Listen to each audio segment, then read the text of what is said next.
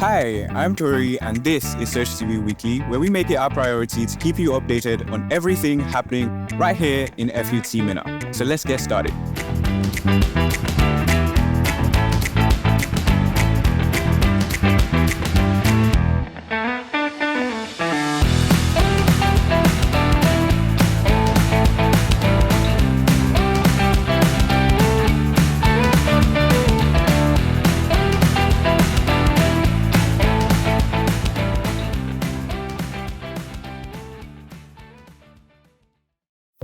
The Federal University of Technology Minna has inaugurated the newly elected Student Union Executives and Students Representative Assembly for the 2024-2025 academic session.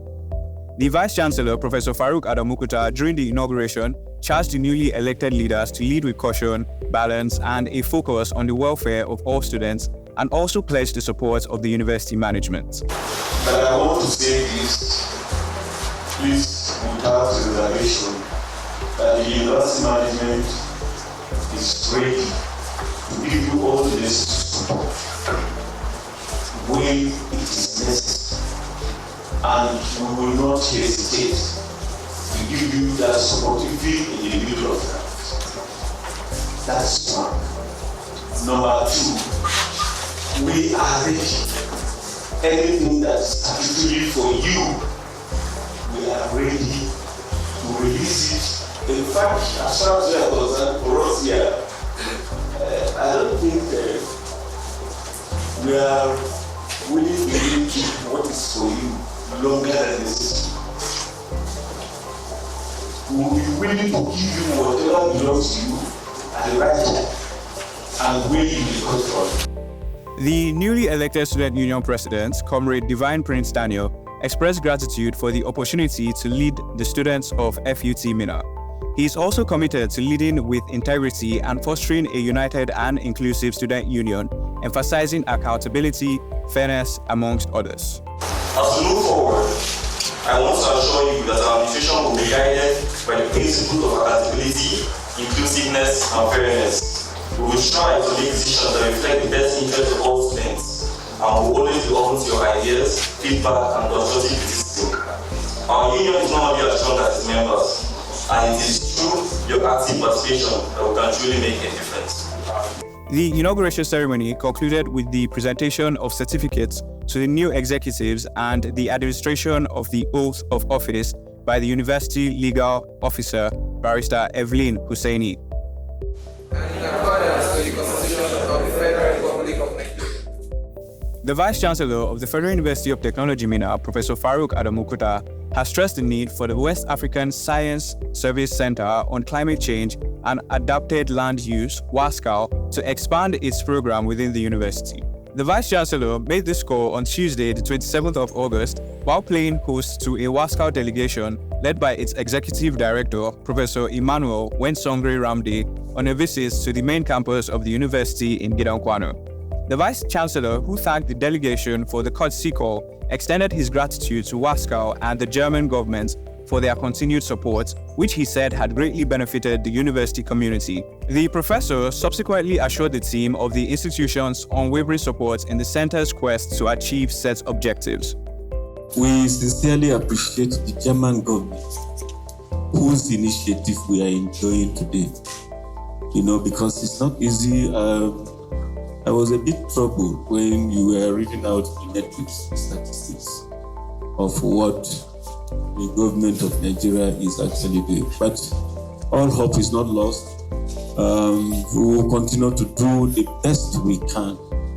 Anywhere we find ourselves, in any assembly, when we find ourselves in Abuja, we also add to their voice the interaction we had with the Honorable Minister yesterday to say that please do us a favor. Because there is one fundamental benefit which some of you may not see it, but those of us that are Vice Chancellor, we are seeing it on daily basis, which is the internalization of our institution. In the past, before the advent of WASCAL programs, you hardly see somebody from Ghana. You hardly see somebody from Cotonou or any of these neighboring African countries. because of this program, we are beginning to have international students involved. And I would like to say this again for the purpose of record, sir. The hard work that WASCAL team has actually put in place has actually made us to sleep with our eyes closed. And I will give you one benefit. You see some of these neighboring villages around the host community. A lot of sensitization has been going on, aided by this WASCAL center in FUT. Climate change is a problem, is a threat to every nation, especially the developing nations.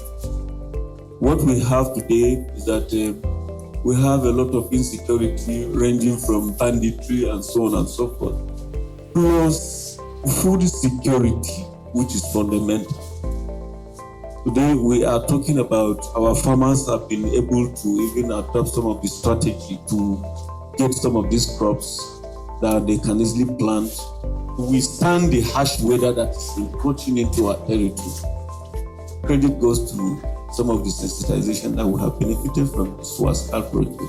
And I want to say we are highly appreciative. Speaking earlier, Professor Ramde praised the center as Fut Minna for its efficiency in ensuring timely graduation of students, attributing this success to dedication of the staff led by the center's director, Professor Apollonia A. Okimame. He also highlighted WASCAL's mission to address the challenges of climate change through capacity building, research, and advisory services. The main reason is to show my face, pay a courtesy call and say thank you to the university authorities for hosting us. Discuss the progress of our program with the management of our graduate program, and discuss the challenges and look at the way forward together. Basically, that is it. So WASCAL, as you know, we are into climate change. We aim at providing comprehensive solutions to the complex issue of climate change through three pillars: capacity building, research, and advisory services. We are grateful for Fut Minna for having granted us that possibility of being here in Minna. All the actions are taking place in our graduate schools, and we are grateful for the support you are giving to us. First, by giving us a very dedicated staff led by our able Professor Apollonia, and giving us also the space to put up our infrastructure, and yes, continue to support us. So WASCAL, since its inception in 2012, that is about 12 years ago, overall in terms of capacity building, we have produced close to 500 graduates. And half of that is PhD students, and the remaining are masters. From my memory, I don't know of any other institution operating in this part of the world who has done that much in 12 years. At the end of the visit, aimed at strengthening ties and reviewing the progress of WASCAL's graduate program at Fut Minna, Professor Ramde shared with Search TV the collective dedication of the future of climate change education championed by the center. We know that this facility that was put up by WASCAL is becoming a little bit narrow. So in the coming years, we'll work together with the management of the GSP and see how we can upgrade the facilities. We also spoke about the master's program, which was in existence at the beginning, and then we upgraded into PhD. But through our interactions, we know that there is a need to bring back the master's program. We'll work together and see how we can set up the master's program. The Vice Chancellor of the Federal University of Technology, Minna, Professor Faruk Adamukuta, has inaugurated the Financial Literacy Advocacy Group, FLAG. The group aims to promote financial awareness and discipline among students, staff, and the wider university community. Professor Kuta praised the Entrepreneurship Center's efforts in promoting financial literacy and encouraged the center to expand its training to other institutions across Niger State. The FLAG consists of staff and students who have completed the Training of Trainers program and aims to train at least 300 financial literacy advocates to lead community campaigns. The director of the Entrepreneurship Center, Engineer Professor Caroline O. Alenogena, highlighted the importance of understanding financial principles and managing businesses effectively. She emphasized the center's commitment to educating micro, small, and medium enterprises, women, internally displaced persons, and retirees on essential financial skills. The event featured goodwill messages from representatives of partnering organizations, including GIZ, P3 Consulting Limited, and First City Monument Bank, FCMB. The ceremony concluded with the administration of an oath to the newly inducted financial literacy volunteers, marking the official launch of their community advocacy efforts. The Vice Chancellor has officially commissioned the Continuous Operating Reference Station Center at the Department of Surveying and Geoinformatics. The center, valued at 15 million naira and donated by an alumnus, will significantly enhance the department's capacity for practical training and research. The CORS technology will enable real-time GNS, Global Navigation Satellite System positioning, which is crucial for advanced applications in surveying, environmental mapping, and other geospatial studies.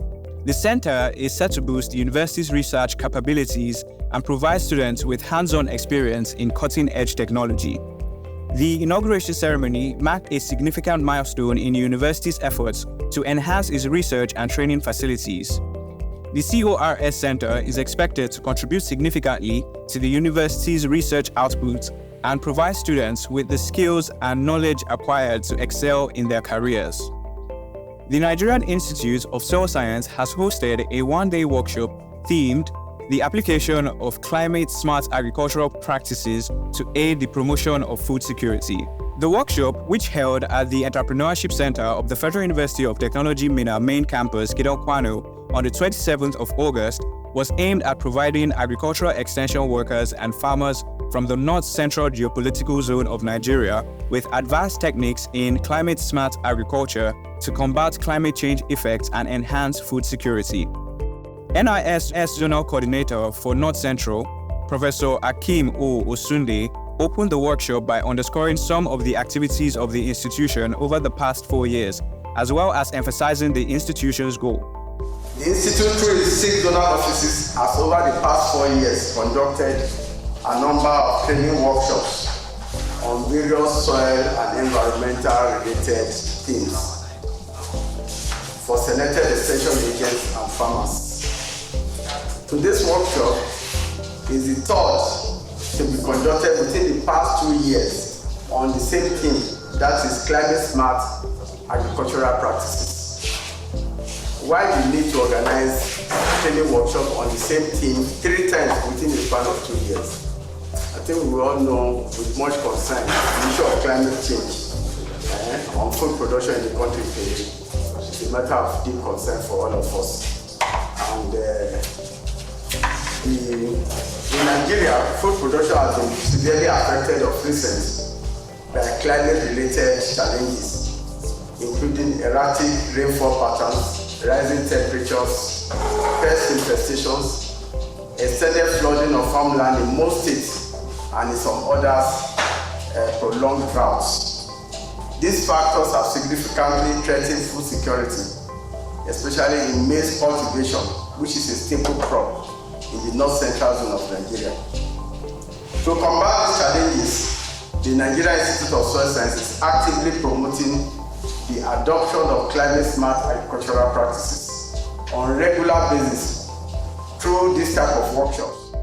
One of the facilitators for the workshop, Professor M.K.A. Adeboye of the Department of Soil Science and Land Management, FUT Minna, noted that the workshop was aimed at continued sensitization on the need to apply climate-smart agricultural practices in solving challenges arising from climate-related issues. So this training is supposed to present solutions or panacea to be able to solve whatever challenges that will arise from the climate change problem that is now trending worldwide. So there are challenges, of course, even without the climate change in our crop production and agricultural system. But these challenges are more serious now with the issue of the climate change. So this training is supposed to now, these challenges that were there even before the climate change, and now with the climate change that now you now have extra challenges, there's a need for us to be able to address these challenges, how the farmers can be able to cope so that we can still continue to have optimum productivity and, of course, the sustainability of the productivity. That's essentially what the training is all about. Participants were introduced to practical methods for implementing climate-smart practices in agriculture with a focus on increasing yields and mitigating environmental impact. The participants expressed gratitude to NIS for the eye-opening workshop and also spoke with Search CV on their takeaway from the event. As a farmer, all my life I've been a farmer. There are a lot of things that I've given meaning to, but now I have seen it is negative. It has given me another meaning differently, in the sense of soil management. The way we used to manage our soil before, I have learned that soil management is very key to farming activities. One, then the flooding. After flood, how to manage the land, how to plant, we have learned that. Then soil management in the fertilizer application, the organic and inorganic fertilizer, how to mix the organic and inorganic fertilizer. We have not been practicing that before, but undergoing this workshop, I have learned how to match organic and inorganic fertilizer to apply it on our farm and the positive impact on it. So kudos to the organizers of the program. The fact that the focus was on how to manage climate change, because a lot of our farmers were in denial of the fact that things are changing, and it has been brought very clearly to our attention that things may not go back to the way they are. We have to educate our farmers, we have to face the fact that we have to manage the changing climate. That has been my major takeaway. And also, I enjoyed the fact that there's been so much research going on about how to manage practical research or not downloaded research, how to manage the changes happening and how to make the best of the situation we find ourselves. Today, in this program or workshop, I have learned a lot. One thing I learned most is soil conservation and water conservation. And as well, I also learned a lot on how to manage land after flooding, how to control it. And again, there's another thing which I don't know before, which is how to control erosion when forming our ridges in our farms. In this program of today, I have learned it, and I'm going to extend it to my colleagues, farmers, especially at the rural level and even in my own very community.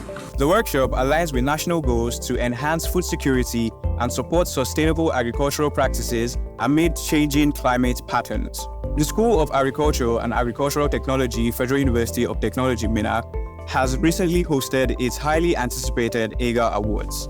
Celebrating the achievements of students, faculty, and special guests, the event, held on the 25th of August at the university's indoor sporting complex, drew a diverse crowd of students, faculty members, and notable figures, including former Dean of Student Affairs, Professor Abdulmajid C. Ijaya, and fast-rising comedian Deacon Albino.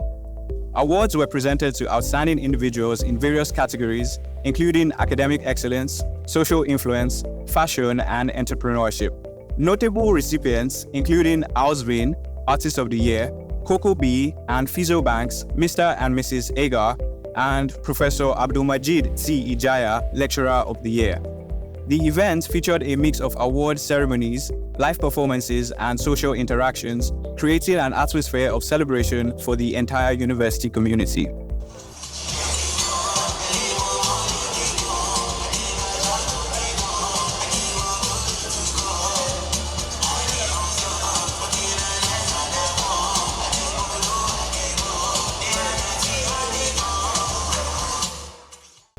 And finally, the Department of Quantity Surveying at the Federal University of Technology, Minna, recently hosted a spectacular Optimax Award Night. The event recognized outstanding students and individuals in various categories, celebrating their achievements and contributions. The award night was a resounding success, with attendees enjoying a memorable evening of glamour, entertainment, and recognition. The event promoted excellence and achievements among students and individuals in the Department of Quantity Surveying.